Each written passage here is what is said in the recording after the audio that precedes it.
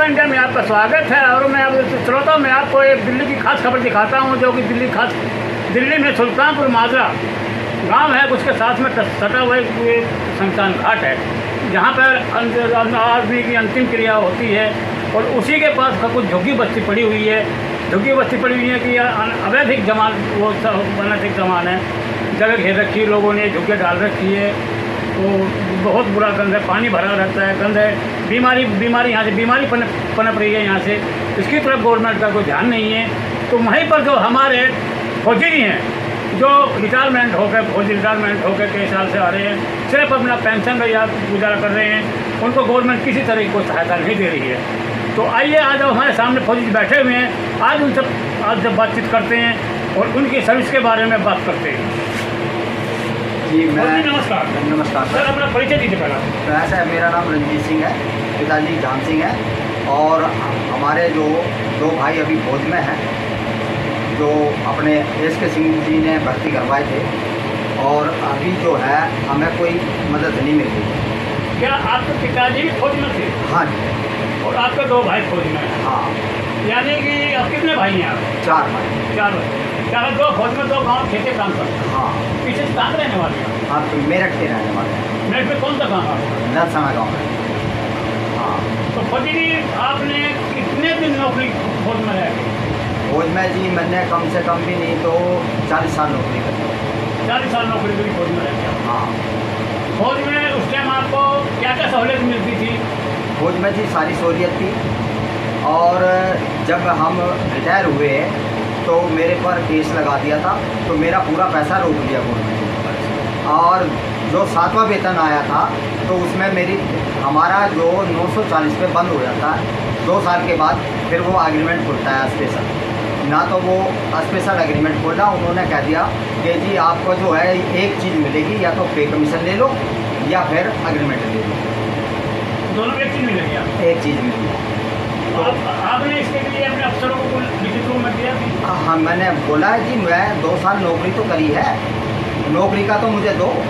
तो अभी तक कोई सुनाई नहीं। तो सुनवाई नहीं हो रही है आपकी? हाँ। आप बहुत घूम फिर रहे हैं, लेकिन आपकी कोई सुनवाई नहीं हो रही? कोई सुनवाई नहीं। तो जो आजकल जो आर्मी में जा रहे हैं, लड़के जा रहे हैं, जवान लड़के जा रहे हैं, तो नियम भी बदल चुका है। हाँ। तो वो आपका वक्त सही था या आपका वक्त सही है? देखो जी, वक्त तो हमारा सही था, क्योंकि उस समय पेंशन भी थी, डीए भी था। अब जो भर्ती हो रहे हैं, 4 साल के लिए भर्ती हो रहे हैं, अब तो उनका बेचारों का कुछ नहीं है। मतलब ना डीए लगेगा ना कुछ, जो उनका पैसा कट रहा है उसी पैसे को डबल करके गवर्नमेंट दे देगी या कह देगी जाओ। मतलब 4 साल की नौकरी लग रही है। हाँ। 4 साल बाद उनके ना कोई पेंशन है, ना कुछ ना डीए है, ना कुछ भी है। यानी कि वो उनको जो लगा कर जो पेंशन पैसा कट रहा है, उसका डबल करके गवर्नमेंट उनको भेज देगी। हाँ। तो इससे तो फौजी जी उनका बच्चों का भविष्य खराब हो जाएगा। जी, भविष्य तो उनका खराब ही हो जाएगा। 4 साल वो जाएंगे कहाँ पे? या तो प्राइवेट में नौकरी करेंगे। प्राइवेट में जो हमारा जो एक होता है, जो आर्मी का जो सोल्जर बोर्ड को लिख देना चाहिए कि जी इनकी जो वैकेंसी पहले से ही तय कर दी जाए। इतने आदमी जो हमारे प्राइवेट में चले जाएं, इतने उसमें चले जाएं, इतने डीएसी में चले जाएं, इतने उसमें चले जाएं। फैक्ट्री में जो है उसमें चले जाएं। पुलिस में भी है हमारा 10% कोटा है पुलिस में।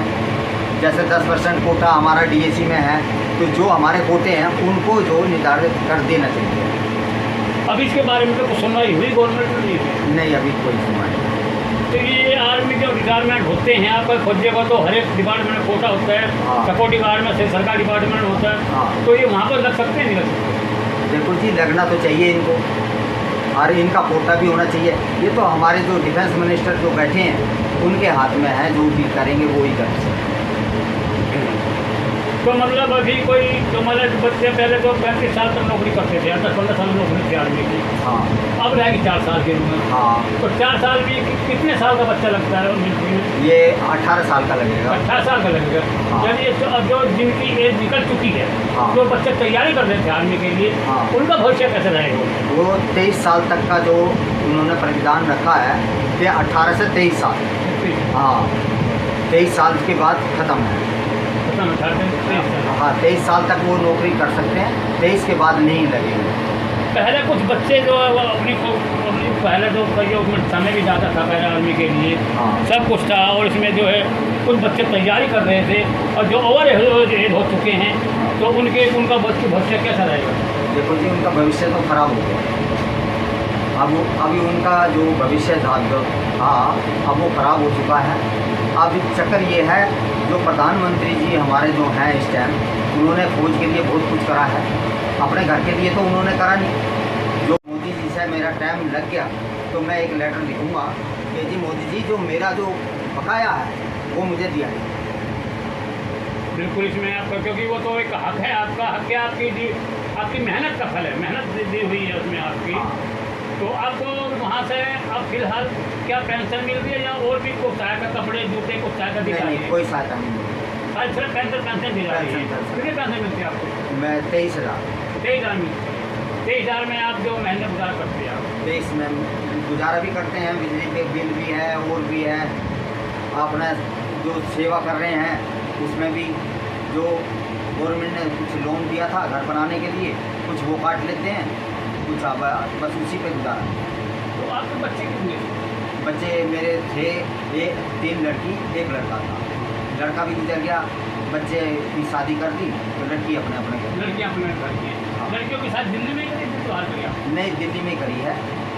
एक 2 मंगल बाजार में है और एक कुसुमपुर पहाड़ी है। मंगल बाजार कौन सा, सुल्तानपुर या सुल्तानपुर मंगल बाजार में सब्जी मार्केट लगती है सर? हाँ। अच्छा, तो इसके बारे में आप जो बच्चों का भविष्य खराब हो रहा है, और आपकी मोदी जी यहाँ पर जो आप रह रहे हैं, काफ़ी दिन से रह रहे, कब से रह रही है इस जगह में? यहाँ पर मैं रह रहा हूँ जी 10 साल। 10 साल से। हाँ। रिटायरमेंट होने के नुकसान हो गया आपको? हाँ, रिटायरी के टाइम ही नहीं। हाँ, रिटायरमेंट के बाद से ही आप यहाँ आके रहने लगे? हाँ। गाँव में नहीं गई? नहीं जी, सरकारी मकान था वो मैंने छोड़ दिया। सरकार छोड़ दिया हो? हाँ। तो मोदी जी, जैसे आज 15 अगस्त स्वतंत्रता दिवस है, हाँ। स्वतंत्रता दिवस में हमारे फौजी भाइयों के लिए उसको किस तरह उनको झेलनी पड़ती है, सब लोग अपने घरों में सोचते हैं, लेकिन फौजी डटे रहते हैं वहाँ से, तो इसके बारे में बताइए। ऐसा जी, हम जागेंगे तभी तो देश सोएगा। हम रात दिन वहाँ चौकीदारा कर रहे हैं और सब कुछ कर रहे हैं, और पीछे हमारा परिवार है वो जाग रहा है, सो रहा है, उसके बारे में हमारे जो देश के नेताजी हैं वो ही कर रहे हैं। तो आपकी फौजी की वहाँ कितने घंटे ड्यूटी होती है बॉर्डर पर? बॉर्डर पर जी 2 घंटे की ड्यूटी रहती है। 2 घंटे के बाद ड्यूटी चेंज हो जाती है, फिर उसकी ड्यूटी लौट के आती है। और 2 घंटे बाद वो चेंज होती है? चेंज होती है। 24 घंटे में कितने घंटे ड्यूटी होती है? 24 घंटे में हमारी जो ड्यूटी है आ जाती है कोई 8 घंटे के आसपास। 8 घंटे का, यानी ड्यूटी वही है 8 घंटे, हाँ। लेकिन हर बार 2 घंटे बाद गैप मिलता रहता है, हाँ। जिससे कि फौजी को 2 घंटे रेस्ट मिल जाए। जो बर्फ़ के ऊपर रह रहे हैं, पहाड़ों पर रह रहे हैं, हाँ। उनको बड़ी दिक्कत होती है, हाँ। बर्फ़ में रहना पड़ता है, हाँ। तो इसलिए हर 2 घंटे बाद रेस्ट दिया जाता है। 2 घंटे बोले जाते हैं, 2 घंटे उनके 8 घंटे से पूरे कर जाते हैं। हाँ। बहुत बढ़िया फौजी जी। हाँ। देखिए, आपने फौजी के बारे में बताया, सब कुछ बताया, और अपनी भी परेशानी के लिए बताई आपने कि मुझे कोई गवर्नमेंट से फंड या बोनस अभी जो मेरा बकाया था वो नहीं मिला। तो हम अपनी सोशल मीडिया के थ्रू गवर्नमेंट तक आवाज़ पहुँचाएँगे आपकी, जैसे भी आपको दिक्कत है। भाई हमारे जवान है फौजी का भी, इन्होंने भी आर्मी के अंदर बड़ी लड़ाई लड़ी है और देश की सेवा करी है। तो श्रोता, हमारे फौजी से बात हुई है, और हम देखो हर एक की ज़िंदगी में उतार चढ़ाव आता रहता है, यही हमारे फौजी जी की ज़िंदगी में आया है। तो फौजी जी, आज के फौजी जी, ये हमारे देशवासियों के लिए क्या कहेंगे आप 15 अगस्त के बाद? देखो जी, 15 अगस्त तो हमारा एक महान देश है, और यहाँ 15 अगस्त को हमारा देश आज़ाद भी हुआ था। इसलिए हमारे लिए बहुत ही 26 जनवरी और 15 अगस्त हमारा एक माना हुआ देश है, और हम इसी देश को चाहेंगे। बहुत बढ़िया, बहुत बढ़िया, बहुत बढ़िया। फौजी, अभी त्यौहार भी आ रहे हैं, रक्षाबंधन, हाँ। जन्माष्टमी आ रही है, हाँ। उनके बारे में देशवासियों का संदेश देंगे? देशवासियों को ये कहेंगे, प्यार से अपना त्यौहार मनाएं, प्यार के थ्रू रहें, विद्रोह ना हो, अफवाहों से दूर रहें, जो झूठी अफवाहें चल रही हैं उनसे दूर बचें, उन लोगों से दूर रहें जो देश में जो गलत कदम उठा रहे हैं, देश के विरोधी बात करते हैं। हाँ, उनसे बात बचें। हाँ, उनसे बचें। बहुत बढ़िया।